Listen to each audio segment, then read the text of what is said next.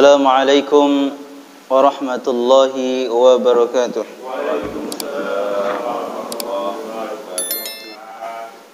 Alhamdulillah rabbil alamin. Wa bihi nasta'in ala umurid dunya waddin. Ashhadu an la ilaha illallah al-malikul haqqul mubin.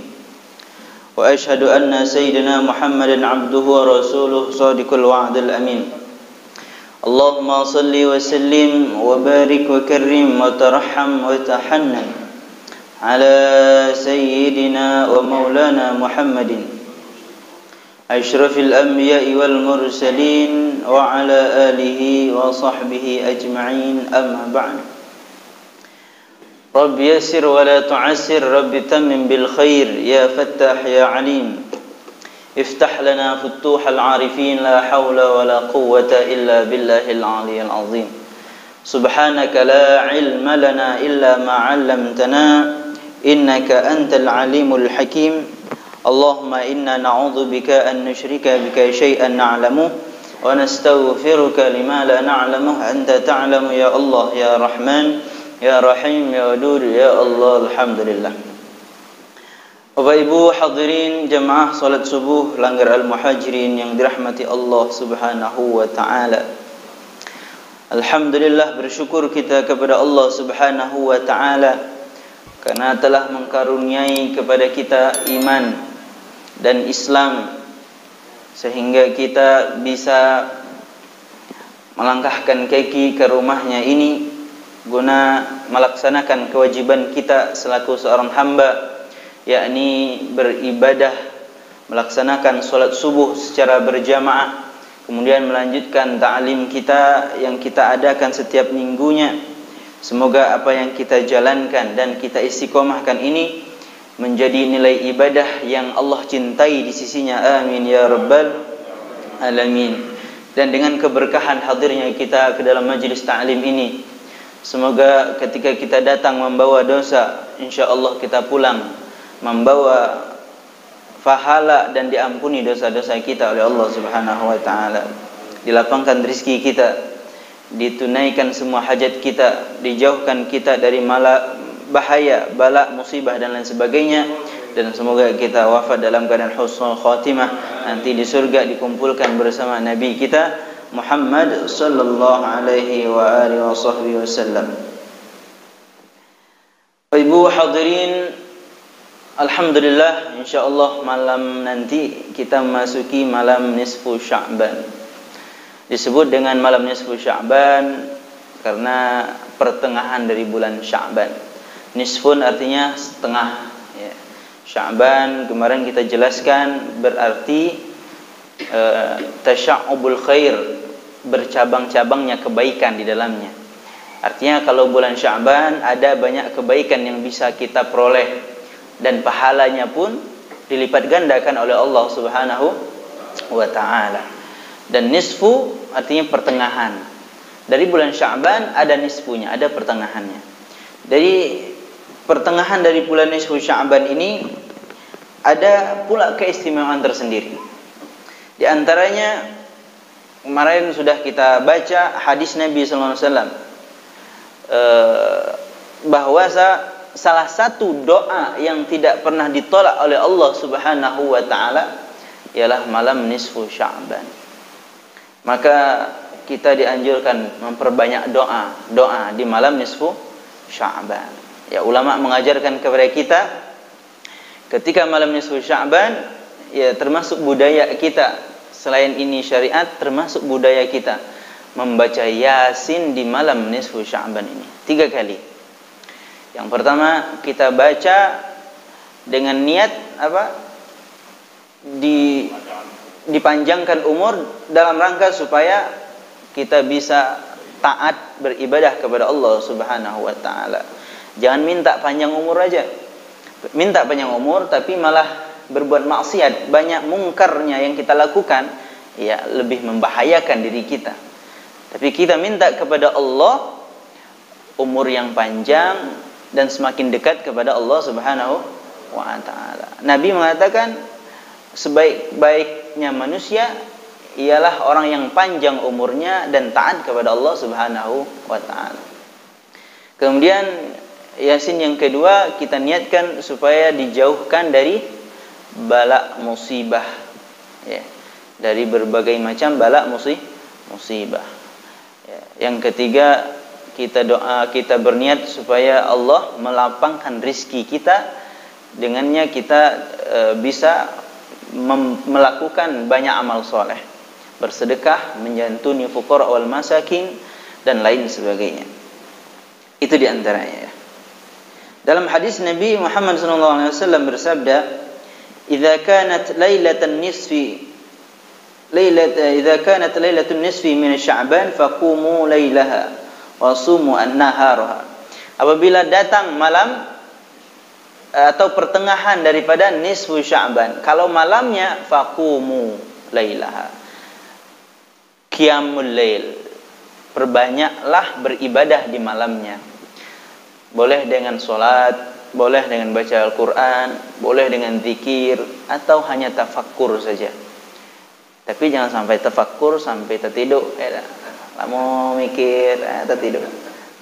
Ya, yang lain lah, yang bisa membuat kita khusyuk dan semakin dekat kepada Allah Subhanahu wa taala. Terserah, menghidupkan malam, itu maksudnya. Menghidupkan malam.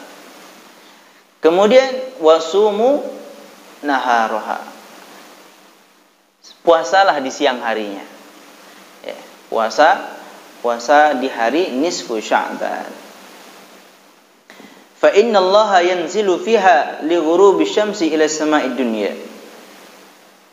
Karena Allah Subhanahu wa taala turun pada malam Lailatul Qadar,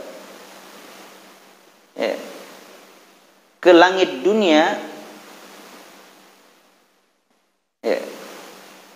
Fayaqulu ala man mustaghfir fa'aghfirullah. Adakah yang mau minta ampun, maka aku ampuni dia. Ya, jadi seolah-olah Allah itu turun. Jadi jangan kita bayangkan zatnya Allah turun ke langit dunia, enggak. Ulama menafsirkan maksudnya adalah rahmat Allah itu turun. Ketika orang minta ampun, maka Allah turunkan ampunannya. Adakah yang minta ampun malam ini?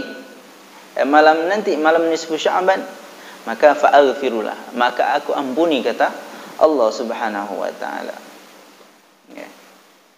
Kemudian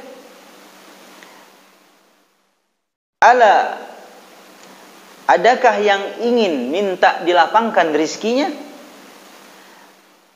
Maka fa'arzuquhu, maka aku akan memberikan rezeki kepadanya apa yang dia minta. Ala kada.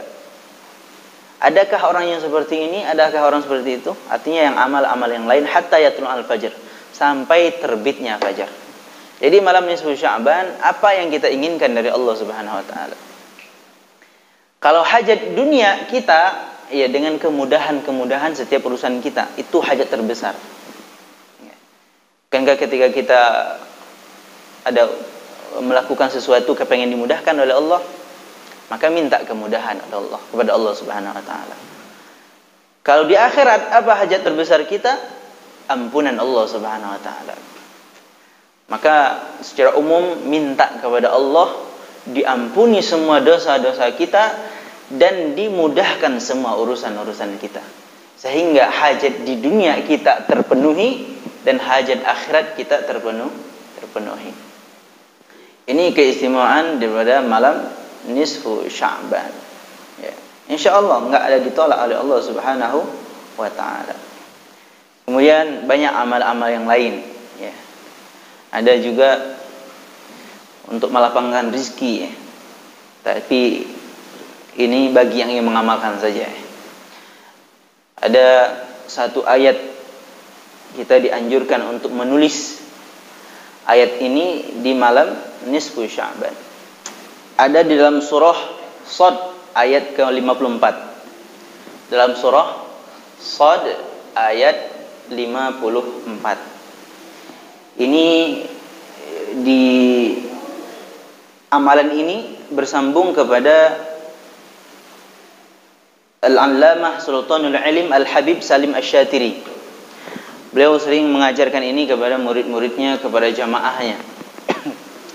Jadi dalam surah Shad ayat 54, tidak panjang ya. Inna hadza la rizquna ma lahu min nafad. Inna hadza la rizquna ma lahu min nafad. Cari dalam surah Shad ayat 54. Diapain ayat ini? Disuruh nulis. Sebaiknya nulisnya itu dalam keadaan suci menghadap kiblat. Lebih baik lagi sebelumnya kita awali dengan sholat hajat. Karena ini berkaitan dengan rizki, kita minta dilapangkan rizki kita dengan berkah ayat ini. Jangan dikira minta kepada ayat ini, tidak seperti itu. Kalau kayak gitu ya syirik ya. Kita minta kepada Allah dengan berkah ayat yang kita tulis dalam keadaan suci menghadap kiblat. Setelah kita tulis, simpan di mana kita biasa meletakkan uang, duit. Ya, di dompet, tapi jangan taruh dompetnya di pantat. Ya, duduk Quran namanya. Tidak boleh. Atau di tempat-tempat yang biasanya kita naruh duit. Fadilahnya kata Al-Habib Salim Asy-Syatiri, insyaallah dilapangkan rizki kita oleh Allah Subhanahu wa taala. Kita minta rizki kepada Allah dengan berkahnya ayat yang kita tulis ini, insyaallah dikabulkan apa yang kita inginkan oleh Allah Subhanahu wa taala. Amin ya rabbal alamin. Baik. Itu yang berkaitan dengan nisfu Sya'ban. Insyaallah kita dimudahkan oleh Allah Subhanahu wa taala untuk qiyam pada malam harinya dan syam pada siang harinya. Amin ya rabbal alamin. Kita lanjutkan kajian kita dalam fikih, masuk kepada bab arkanus shalah. Bab tentang rukun-rukun salat. Rukun salat. Rukun itu secara bahasa berarti sesuatu yang menjadi sandaran, ya, sesuatu yang kokoh, yang kuat untuk dijadikan sandaran. Ini rukun ya, dinding. Bisa kita nyender. Ya. Secara istilah, rukun itu ada yang mengartikan sesuatu yang harus ada dalam ibadah. Ya. Kemarin syarat sesuatu yang harus ada dari awal sholat, dari awal ibadah sampai ibadah itu berakhir.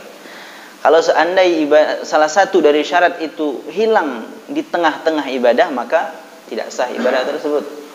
Kalau rukun tidak, rukun sesuatu yang ada di dalam ibadah itu saja, ya, yang diatur secara berurut-urutan. Ya, kalau tidak dijalankan rukun, ya sama juga tidak sah ibadah tersebut. Maka ada namanya rukun sholat, rukun puasa, rukun haji dan lain sebagainya. Rukun sholat ada dua, al-mu'tamadu annaha 13. Mu'tamadnya rukun sholat, artinya pendapat yang paling kuat daripada rukun sholat itu 13. Ya. 13 ini bija'lit tama'ninat tabi'atun lil arkan. Dengan menjadikan tama'ninah itu yang berhenti sejenak, diam sejenak dalam gerakan sholat. Itu tama'ninah ya. Sering kita dengar tama'ninah itu apa? Jadi ketika kita ruku, Allahu Akbar, diam sebentar, itu namanya tama'ninah. Sami Allahu liman hamidah. Itu tama'ninah. Jadi yang mengatakan rukun sholat itu 13, itu menjadikan tama'ninah setiap rukun sholat, ada di setiap rukun sholat. Ya, artinya ketika rukun sholat yang kita laksanakan harus ada tama'ninahnya, begitu.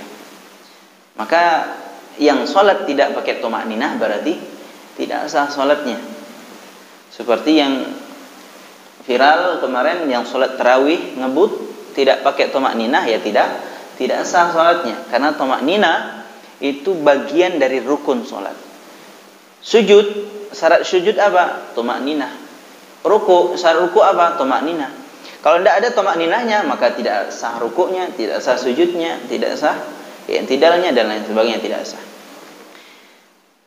Tapi ada ulama yang berpendapat bahwa rukun salat itu 17. Itu mereka yang mengatakan menjadikan tumakninah itu sebagai sesuatu yang memang dihitung dalam setiap salat. Sujud lain, tumakninah lah lain. Rukuk lain, tumakninah lain lagi. Jadi dihitung satu-satu gitu ya. Satu. Tapi ada yang mengatakan hanya 14. 14 menjadikan tumakninah secara keseluruhan itu satu rukun. Ya, satu rukun. Jadi yang membedakan 14, 17 atau 13 itu tergantung tumakninahnya tadi. Tumakninah dikategorikan kemana, begitu ya. Ya. Wa minhum man zada ruknan. Dan ada juga ulama yang menambah bahwasa rukun salat itu niyatul khuruj minas shalah. Niyatul khuruji minas shalah. Niat keluar daripada salat itu termasuk rukun salat. Ada yang mengatakan kayak gitu. Kita kan biasanya assalamualaikum warahmatullah, assalamualaikum warahmatullah, kiri kanan selesai, dah ada niat-niatan, ya kan? Nah, sebagian ulama mengatakan harus ada niat di situ. Niat mengeluarkan diri dari sholat, artinya menyelesaikan sholat. Harus ada niat di situ. Kalau kita berpegang kepada pendapat ini, maka tidak sah sholat kita kalau tidak pakai niat itu untuk keluar sholat. Ya, tapi ini pendapat sebagian ulama. Kemudian ada juga yang mengatakan dan menambah rukun sholat al-khusyuk, yaitu khusyuk. Wajib ada khusyuk. Ya, dari awal sholat sampai akhir sholat khusyuk terus. Bisa tak? Susah ya. Minimal ada dikit lah ya. Di Allahu Akbar, ada khusyuk di situ.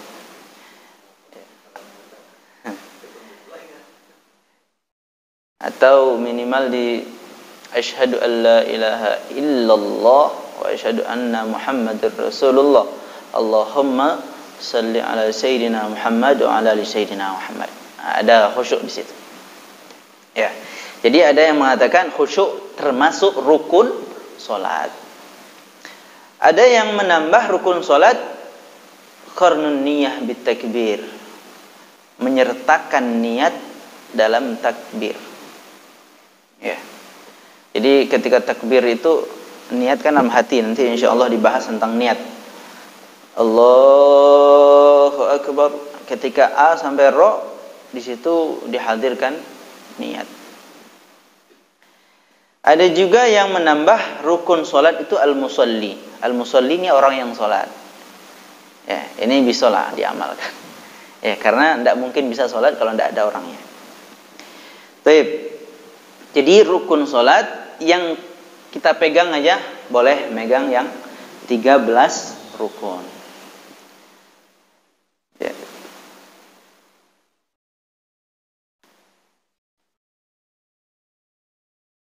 Dan yang 13 rukun itu terbagi lagi kepada 4 bagian.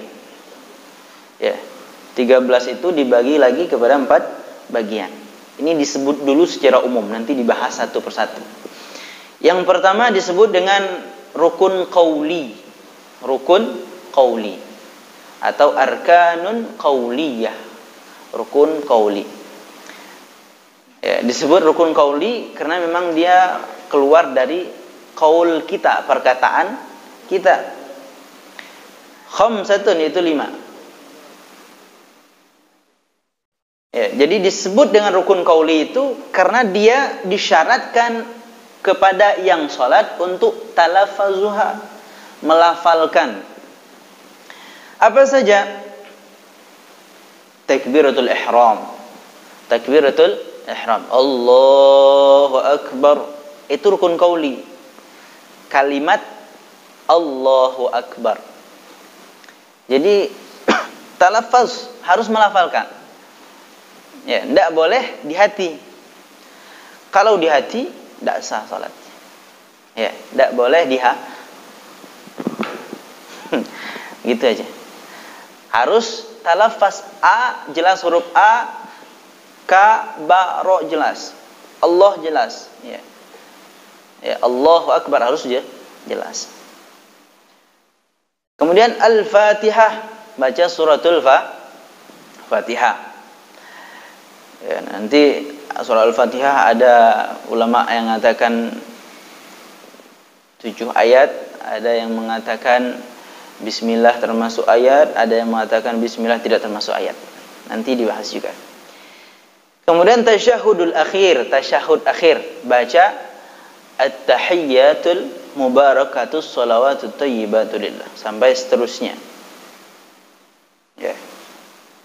Itu termasuk rukun qauli. Wassalatu 'alan nabi, dan bersolawat kepada nabi. Jadi wajib tuh sampai Allahumma shalli ala sayyidina Muhammad wa ala ali sayyidina Muhammad. Itu wajib dibaca dalam tahiyyat. Kalau ada orang tahiyyat saking ngebutnya itu tidak terbaca, tidak sah salatnya.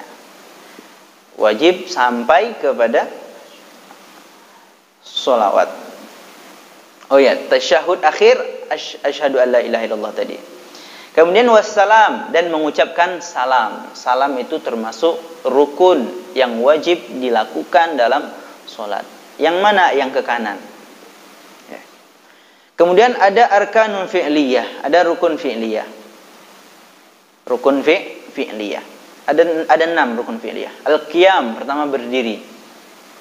Berdiri. War-ruku', kemudian ruku'.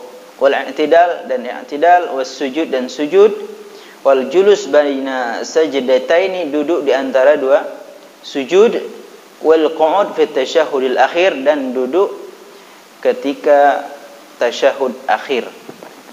Baik. Kemudian ada rukun ma'nawiyah. Rukun ma'nawiyah 1, yaitu tertib.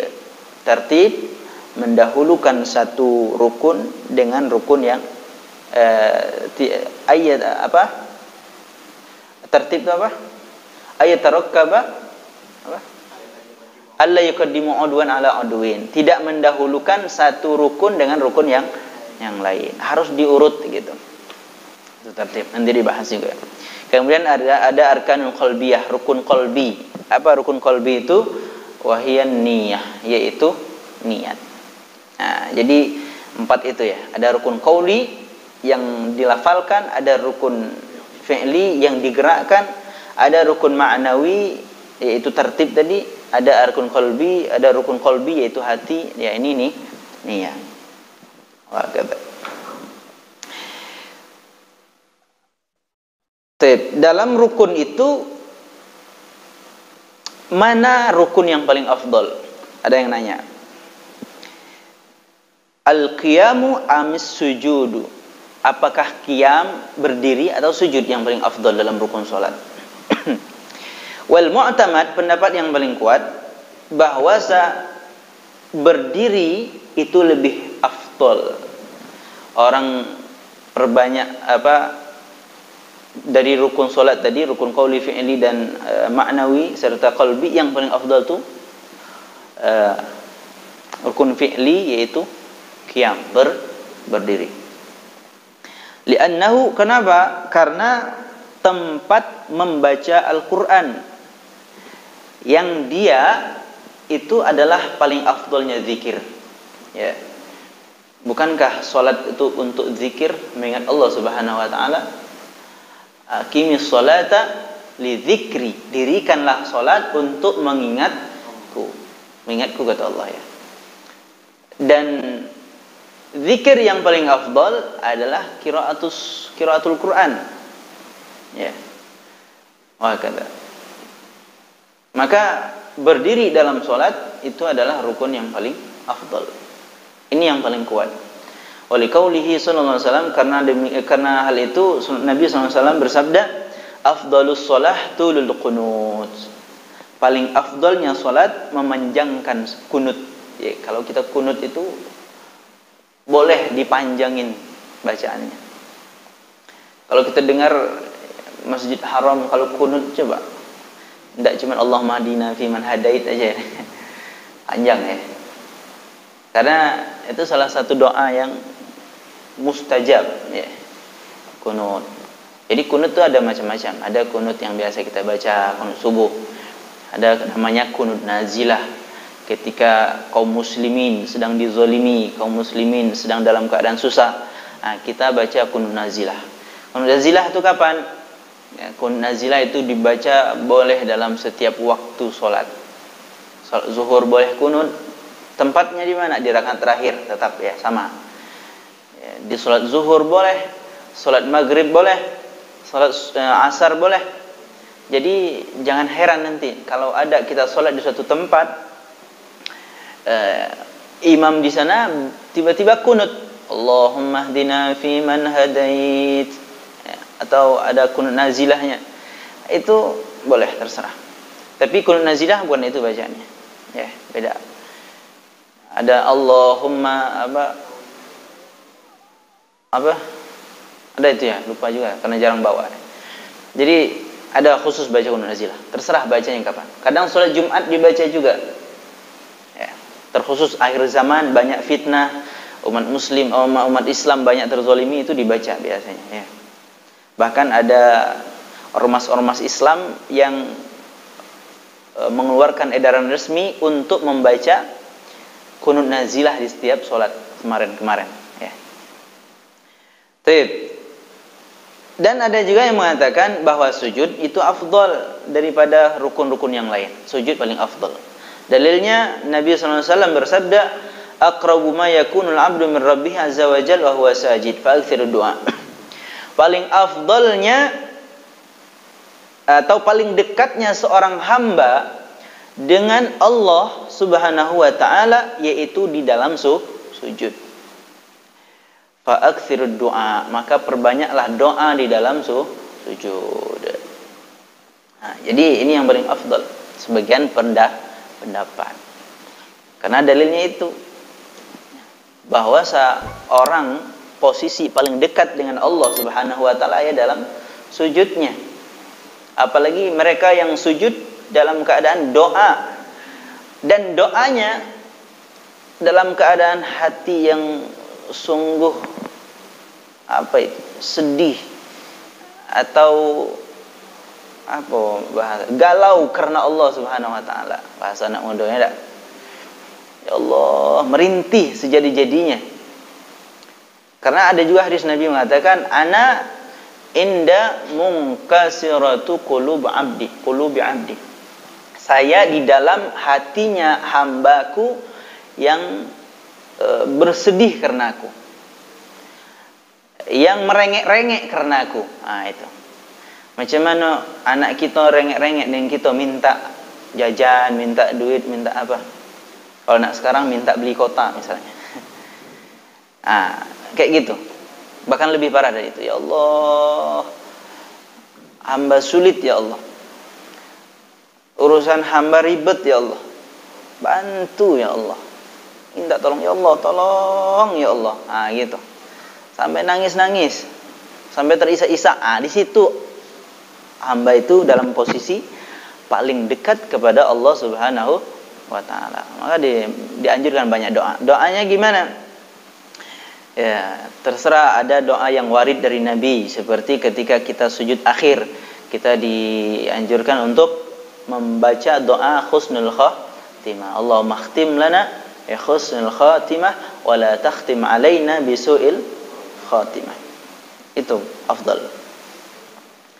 Atau kita tidak hafal doa-doa, boleh doa yang lain aja, doa bahasa Indonesia boleh, tapi dalam hati aja, jangan dalam lisan.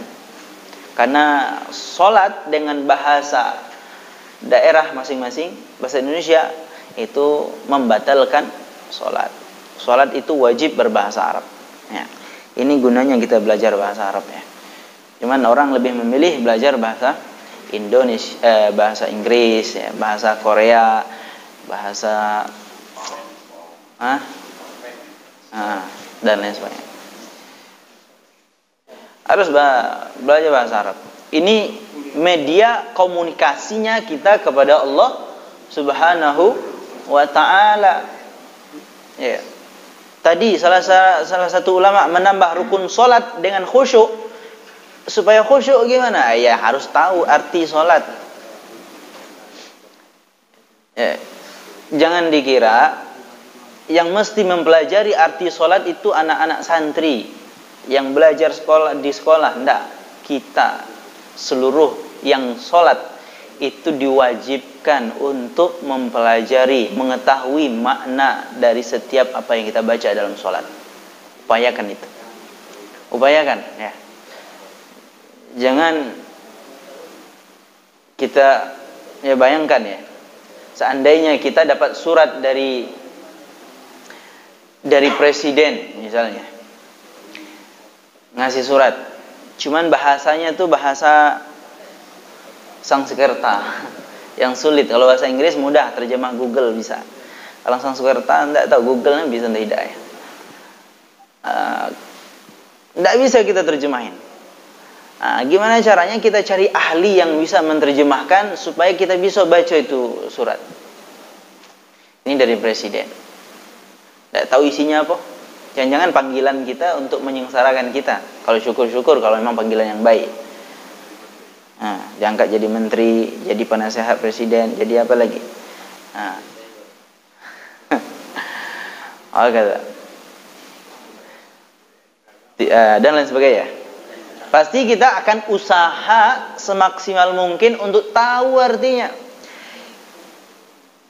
Dan juga berusaha untuk tahu cara membalas surat tersebut.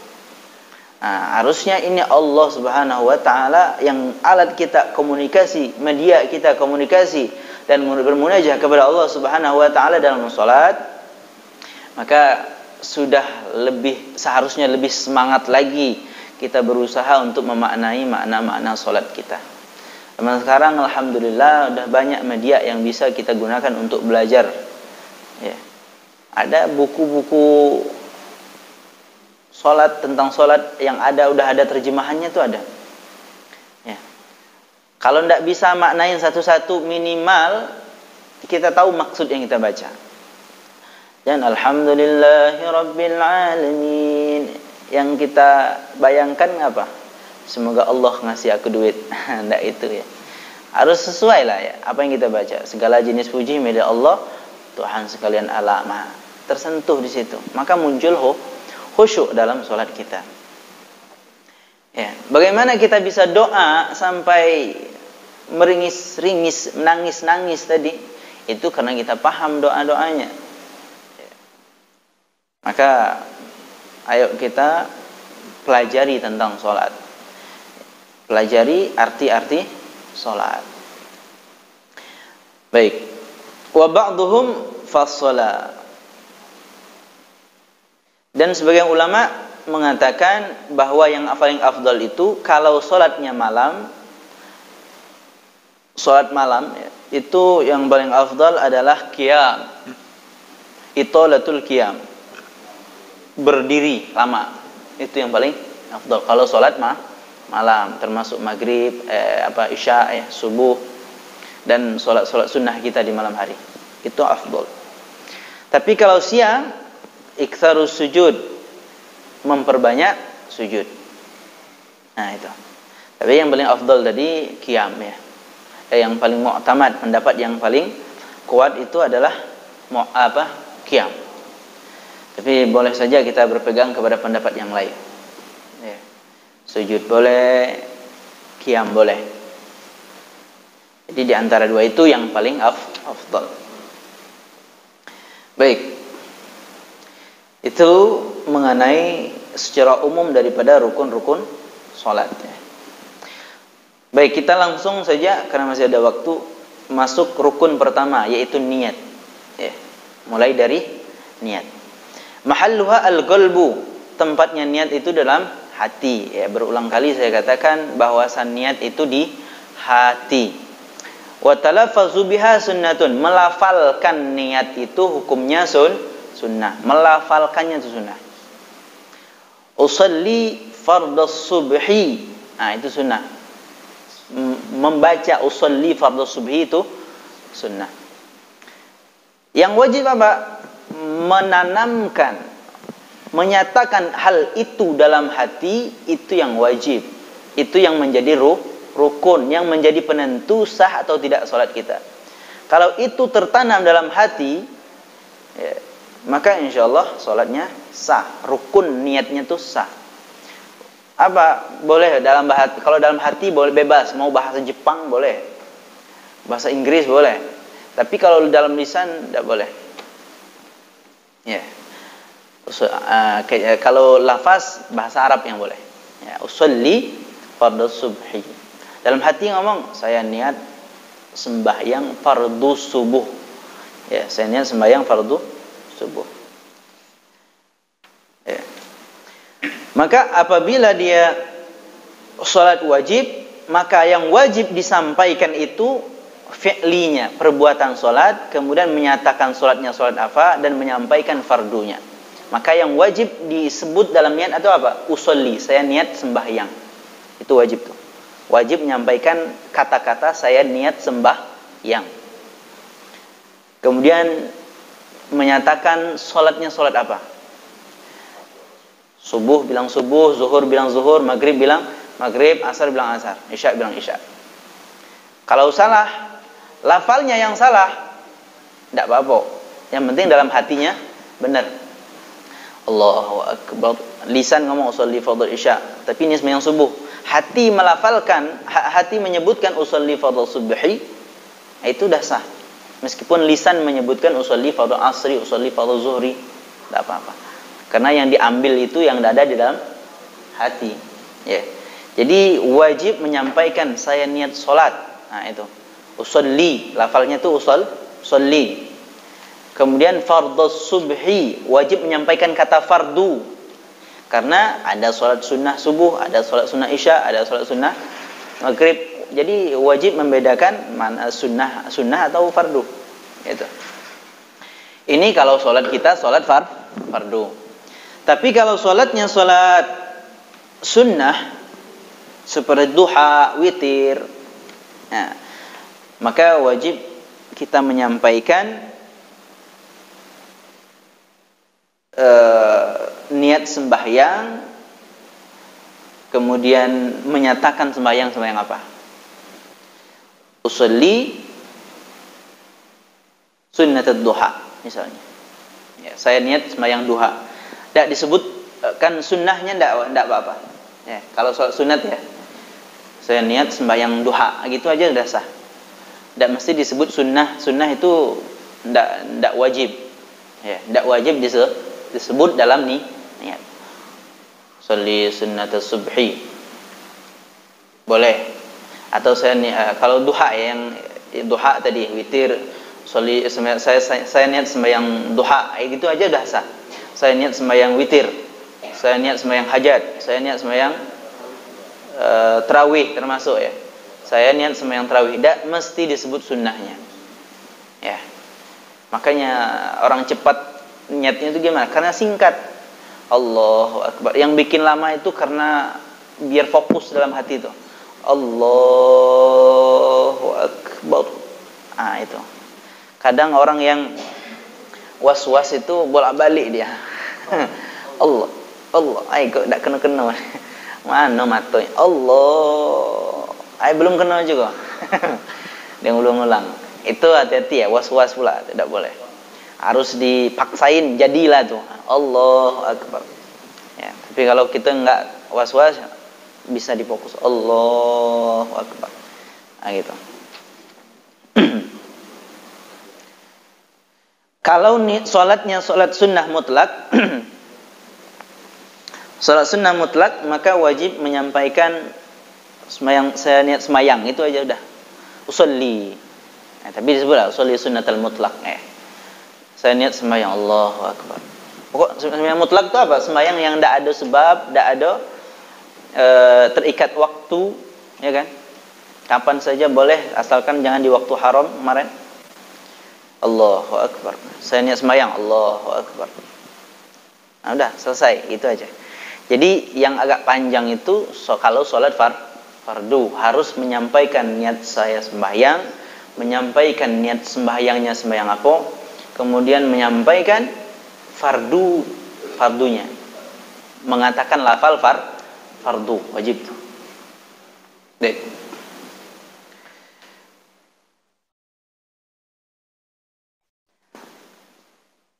Bagi anak kecil, sobi, maka tidak wajib niatul fardiyah. Ya, niatul fardiyah.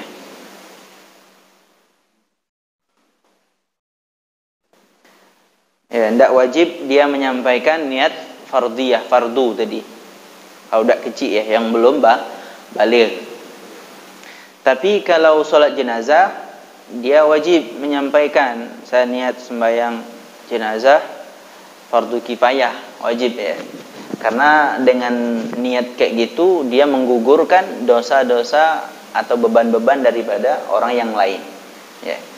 Kalau seandainya dia solat jenazah.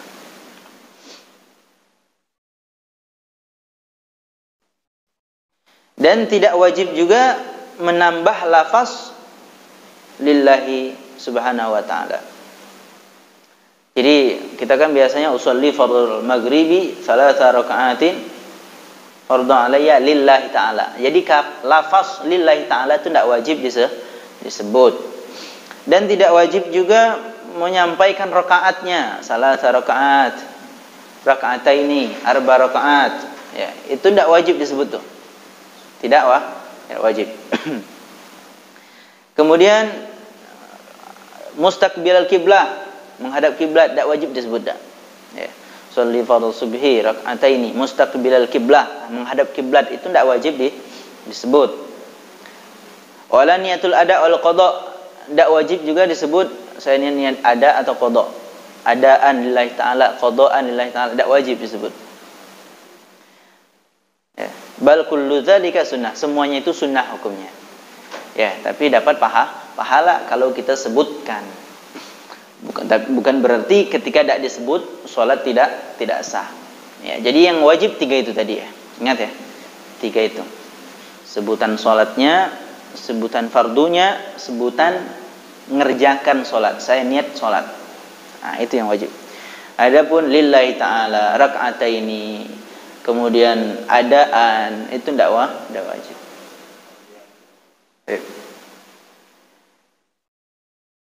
Wa idza kana al-musalli ma'muman, kalau seorang salat sebagai makmum, maka wajib hukumnya dia menyampaikan lafal makmum atau menyampaikan lafaz jamaah. Biasanya kita makmuman ya, menggunakan lafal makmuman. Wajib itu untuk mendapatkan apa? Pahala jamaah.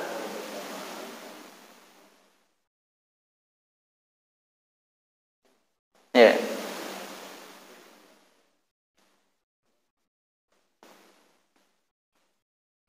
Jadi sholli fardhu subhi rak'ataini ma'muman.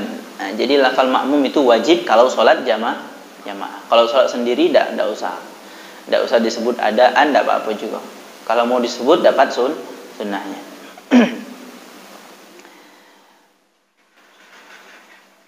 Nah, kalau orang yang niat sholat qashar dalam perjalanan, maka wajib dia menyampaikan qasharnya, niat qashar itu ketika takbiratul ihram.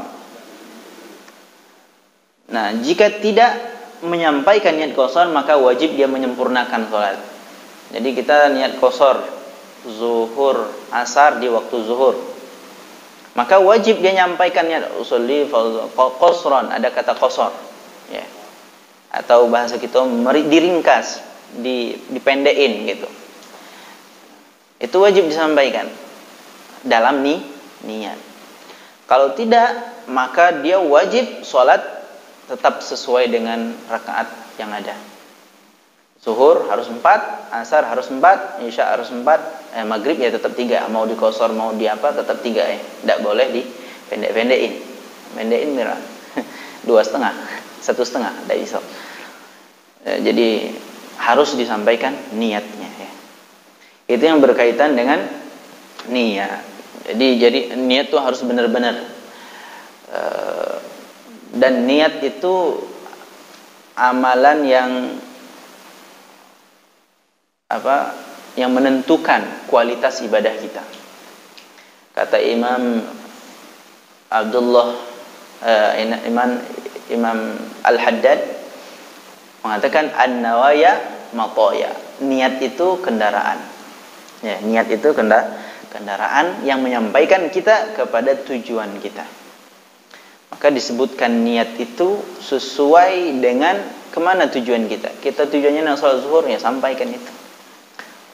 Zuhur niatnya fardu, ya sebutkan fardunya. Itu. Kata. Itu yang berkaitan dengan niat. Insyaallah minggu depan masuk kepada tentang rukun kedua, yaitu takbiratul ihram. Itu dulu yang bisa saya sampaikan. Wallahu a'lam bishawab. Mungkin ada yang ingin ditanyakan, silakan. Baik, terima kasih Ustaz Fadl kepada ibu sekalian berjemaah bahwa jelaslah bahwa pagi hari ini begitu pentingnya kita dapat pembelajaran tentang rukun. Jadi jelas ada bisa rukun qaulinya, bagaimana lafaznya, fi'linya, perbuatannya. Kalau orang dulu bilang fi'ilnya untuk budak, ini fi'il itu perbuatan. Fi'li, kemudian ada yang namanya qalbi, itu ada namanya makna. Siapa yang sampaikan Ustaz Fadl, jadi di sini bisa jelas bahwa ada bagian-bagian di dalam rukun dalam sholat itu. Bagaimana kalau dia bisu, nggak bisa ngomong, rukun qaulinya hilang, ya ada makna yang lain. Kalau mau sholat beda lagi. Kalau dia lumpuh, tidak bisa fi'linya dan sebagainya. Baik, dalam hal ini mungkin ada yang sampaikan sebelum kita isra, dan nanti kita sama-sama ikhlaskan untuk apa? Kirim doa untuk apa? Untuk yang mungkin kalau ada yang disampaikan, nanti tanyakan tentang masalah rukun sholat yang tadi ada 13, dan ada juga pendapat ulama yang lain dan sebagainya, penjabarannya dan sebagainya. Jelas hari ini baru satu saja.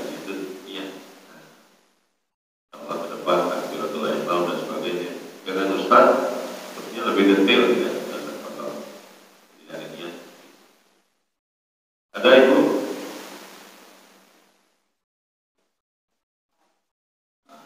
Baik, kalau demikian terima kasih semua. Kita tutup dengan doa dan setelahnya kita sama-sama bersyukur dan kembali lagi duduk untuk akhir sidang. A'udzu billahi minasyaitonir rajim. Bismillahirrahmanirrahim. Alhamdulillahirabbil alamin. Allahumma shalli wa sallim ala sayidina Muhammadin fil awwalin wal akhirin. Allahumma taqabbal minna innaka antas samiul alim wa tub alaina innaka antat tawwabur rahim. Rabbi fanfa'na bi barakatihim wa ahlina al-husna bi hurmatihim wa amitna fi tariqatihim wa mu'afatin min al-fitani. Allahumma inna nas'aluka 'ilman nafi'an wa 'amalan mutaqabbala wa rizqan wasi'an la tu'adzibna alayh.